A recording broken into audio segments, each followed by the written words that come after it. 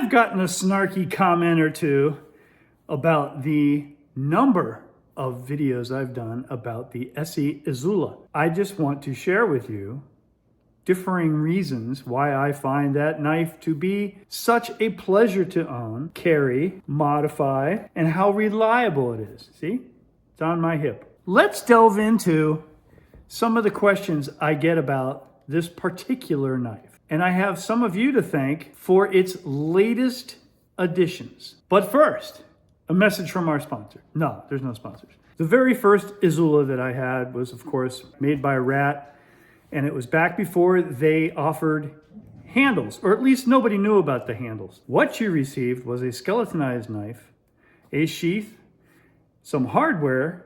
That was the Phillips screws for attaching the different molly stuff or whatever, but it was Phillips screws that came with it. So that is why my knife still has the Phillips screws on the handle scales. You can use a Swiss Army knife, you can use a bottle cap, you can use anything to unscrew a Phillips head. I present to you the tool. It is the pull tab on your jeans. Switch hands. That'll fit right into part of the Phillips head. I have actually changed a couple of things on this knife based on the comments that I received on the last video I did about this knife. The first thing I changed was the denominations of the bills that are in the handle. You know, I can see why some of you said what you said. If I find myself stuck somewhere and I go to produce that $100 bill to pay for something, a cab ride or a bus fare or whatever, you know, I don't want that to be a roadblock.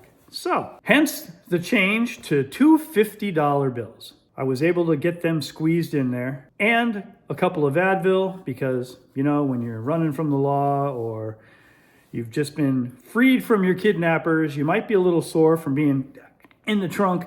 Another question I get asked a lot, stainless versus carbon. ESEE heat treats their knives to 56.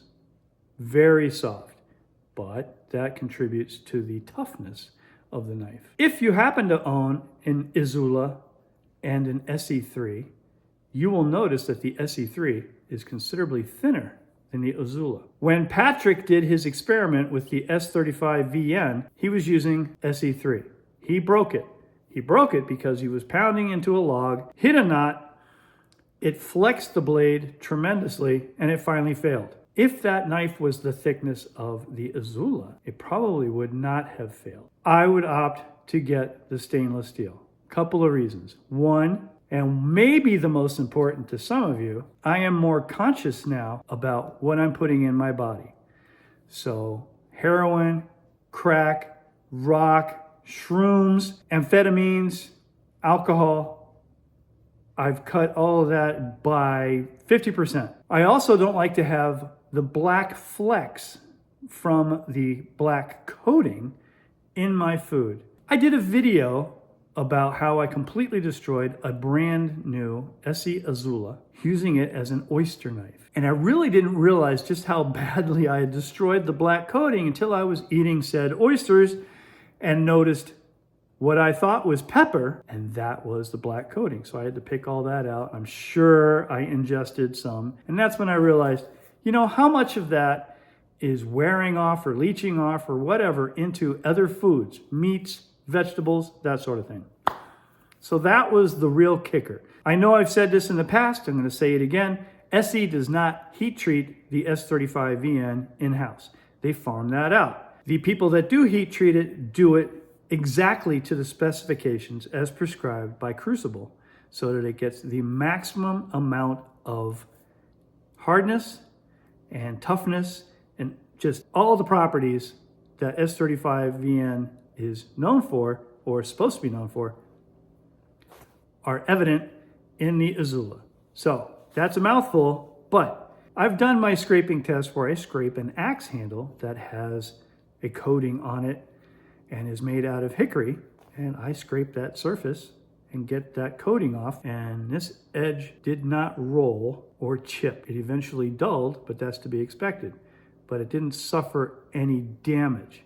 Dulling is not damage, rolling and chipping are. I strongly suggest the stainless steel. I think it will make you that much happier. They're more expensive, but in the long run, peace of mind is sometimes worth the added expense. You're not going to have any kind of weird chemicals, foreign substances go into your food. And you're going to know that you have a sharp knife when you take it out of the sheath, unless you were using a titanium cutting board the night before, and of course then you've completely destroyed your edge. Another question that I get asked a lot is, where did these handles come from?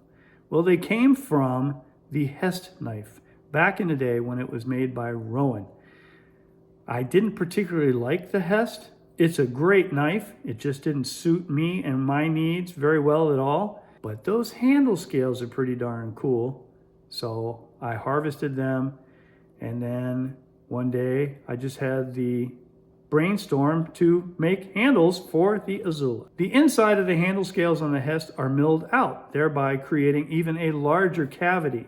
So you have a decent amount of room to put some stuff in this handle. By doing this, I gave myself more handle than if you were to buy the aftermarket handles, so that this knife will still fit in the stock sheath. By having this handle shaped the way it is, it doesn't fit in the stock sheath. That's easily rectified by simply carving away whatever the handle shape that you have. This is my horizontal sheath. And you can have it right there in the front easily. You don't have to move your coat out of the way. You don't have to unzip anything. Back to these screws. I was criticized for using Phillips head, so I've already explained that, but it was the color. These screws that came from ESEE were simply painted black. You carry something around for a while, all that black wears off. And yeah, I had to admit, that kind of looked a little hobo. How am I going to change that?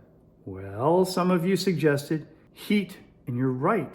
Heat colorization works. So what did Tom do? I took all 4 of these screws out, put them on the top of my vise, and used my handy dandy portable MAPP gas torch. MAPP gas comes in at about 700 degrees higher than propane.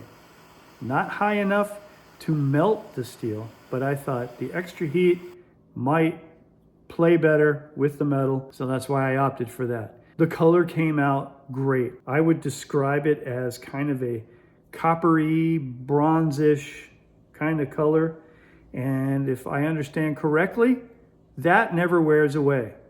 So that'll be nice. And I think it blends with the handle material that much better. Now, as far as the screws on the sheath go, I also heat colored those. Those were just as shiny as these. But these two have been on this sheath for 10, 12 years. And I guess came from a different batch or some other purpose or whatever. But they've always been together and came to me together. Just like these screws all turned out to be the same color. These screws turned out to be the same color. These came out black. And I think it looks good with the sheath.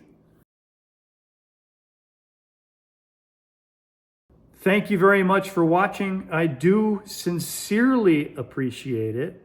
And I will see you on the next one.